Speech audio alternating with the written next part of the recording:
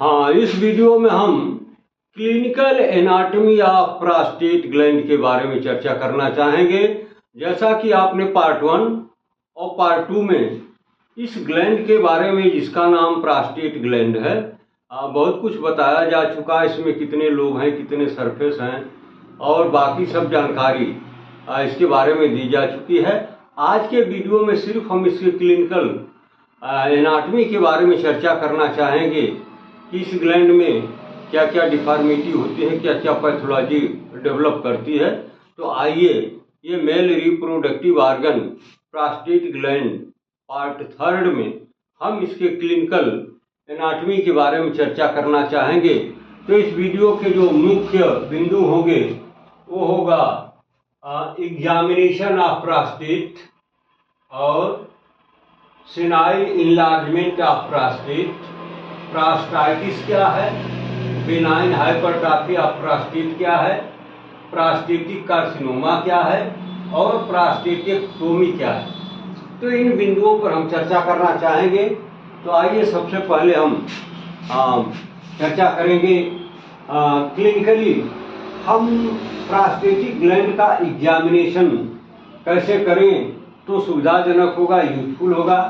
तो इसमें दो डायरेक्शन दिए गए हैं, पहला है ए और दूसरा बी। ए में ये बताया गया है कि prostate can be examined digital rectal examination, यानी रेक्टम के थ्रू फिंगर्स का यूज करके हम प्रोस्टेट ग्लैंड के का क्लिनिकली एग्जामिनेशन करें तो अच्छा है, अच्छी डायग्नोसिस बनेगी और इसके बारे में बहुत कुछ जानकारियां आपको मिलेंगी।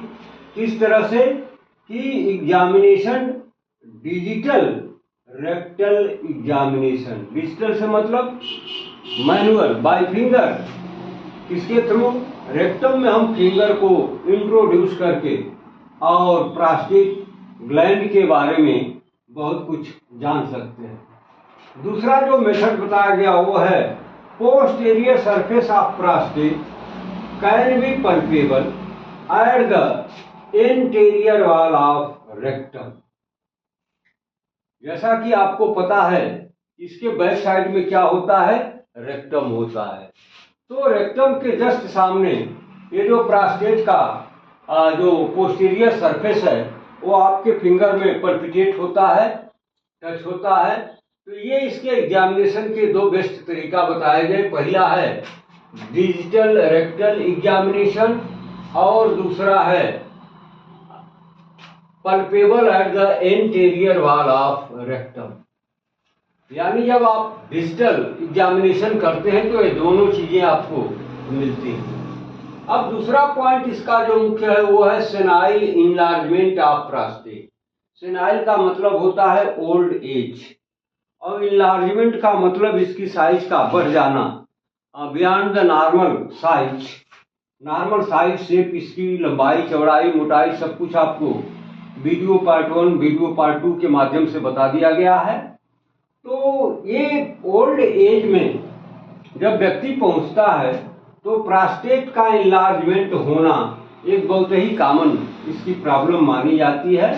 After 50 years of age the prostate is often enlarged, यानी 50 की उम्र क्रॉस करने के बाद प्रोस्टेट का इनलार्जमेंट ये बहुत ही कॉमन माना जाता है। Due to benign hypertrophy or due to formation of an adenoma.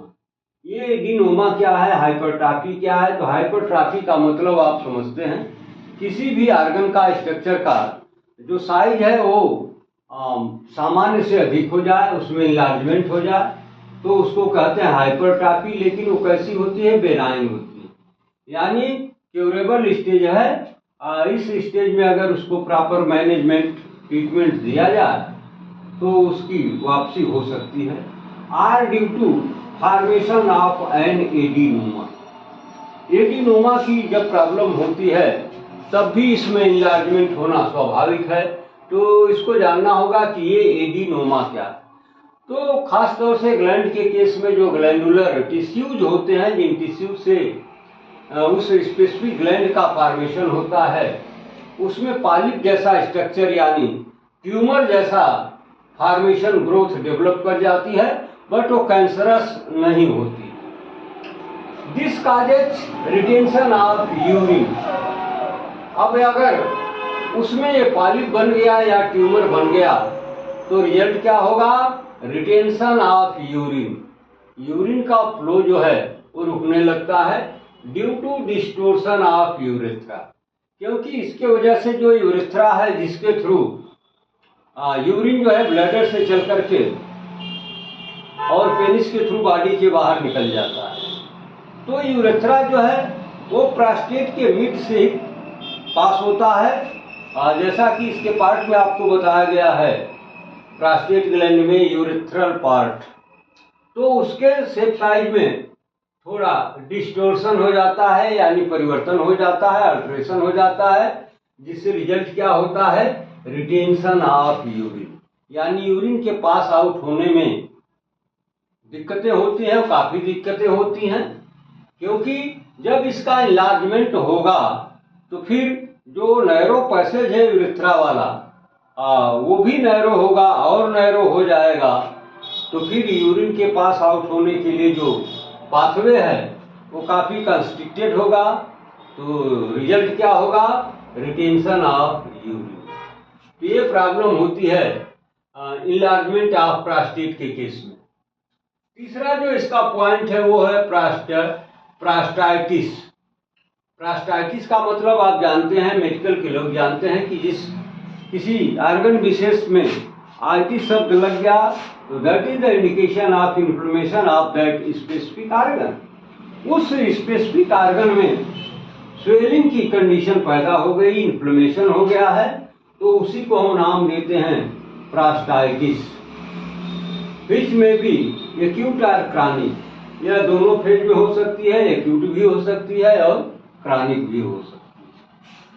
चौथा पॉइंट जो बताया गया इसमें बेनाइन हाइपरट्रॉफी ऑफ प्रोस्टेट, यानी प्रोस्टेट की वह हाइपरट्रॉफी यानी enlargement of prostate which is benign in nature. इसमें 2 पॉइंट बताया गया, BHP इसको एब्रिविएशन देते हैं, ए और बी पॉइंट के माध्यम से बताया गया कि it is common in older man than 50 years, hence also called senile enlargement of prostate, यानी 50 की उम्र पार करने वाले वृद्ध लोगों में, ओल्ड एज के लोगों में इसमें जो इनलार्जमेंट है यह एक बहुत कॉमन बात है। इसमें जो दूसरा पॉइंट बताया गया बी, इसमें बताया गया कि median lobe enlarges and obstructs the internal urethral orifice.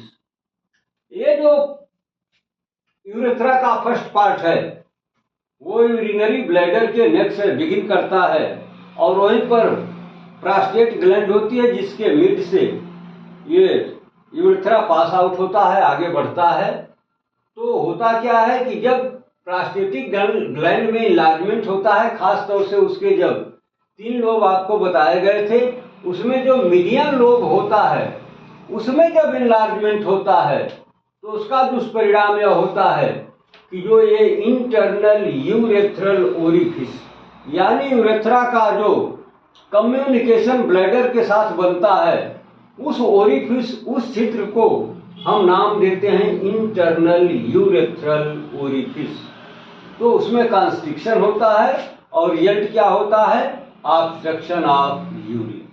Urine जो है ऑब्स्ट्रक्ट हो जाता है और यूरिन पास आउट नहीं होता है, अगर होता है तो बहुत ही पेनफुली होता है, कभी कभी उसमें ब्लड भी आ जाता है। अगला पॉइंट दिया गया है प्रोस्टेटिक कैंसर, यानी प्रोस्टेट ग्लैंड में कैंसर का होना। क्या प्रोस्टेट ग्लैंड में कैंसर होता है, हो सकता है या नहीं हो सकता है, इसकी चर्चा इस पॉइंट के तहत हम करेंगे। तो जैसा कि आप जानते हैं कि बॉडी के डिफरेंट पार्ट्स में कार्सिनोमा कहीं भी हो सकता है, ना तो यह किसी ऑर्गन विशेष और नहीं किसी एज विशेष के लिए रिस्पॉन्सिबल है, यह किसी भी एज ग्रुप में हो सकता है और बॉडी के किसी भी ऑर्गन में हो सकता है। तो जब सारे different parts of the body इसके चपेट में आ सकते हैं तो प्रोस्टेट ग्लैंड क्यों नहीं आ सकती? यानी कहने का मतलब यह है इस प्रोस्टेटिक ग्लैंड में भी कार्सिनोमा की प्रॉब्लम हो सकती है। अब इसमें 2 पॉइंट बताए गए। पहला है A, it is common in men older than 55 years, यानी 50 साल के ऊपर प्रोस्टेटिक ग्लैंड में कार्सिनोमा के चांसेस अधिक होते हैं, कॉमन होते हैं। दूसरा B, on digital rectal examination prostate feels hard and irregular. अब अगर कार्सिनोमा है और आप ये डिजिटल रेक्टल एग्जामिनेशन करते हैं तो आप कैसे ये अंदाज लगा पाएंगे कि ये प्रोस्टेट जो है कार्सिनोमा से प्रभावित है? तो उसका लक्षण क्या मिलता है? उस समय प्रोस्टेट ग्लैंड जो है वो काफी हार्ड और इरेगुलर शेप साइज में मिलेगी।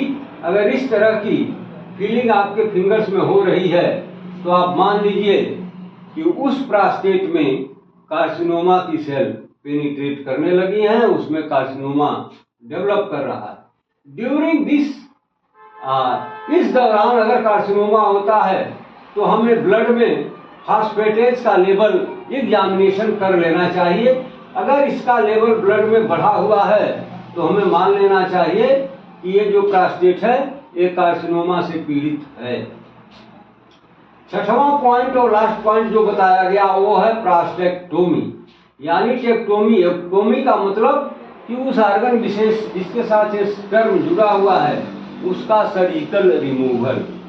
तो हम प्रोस्टेट के केस में प्रोस्टेक्टोमी प्रायः कर दिया करते हैं।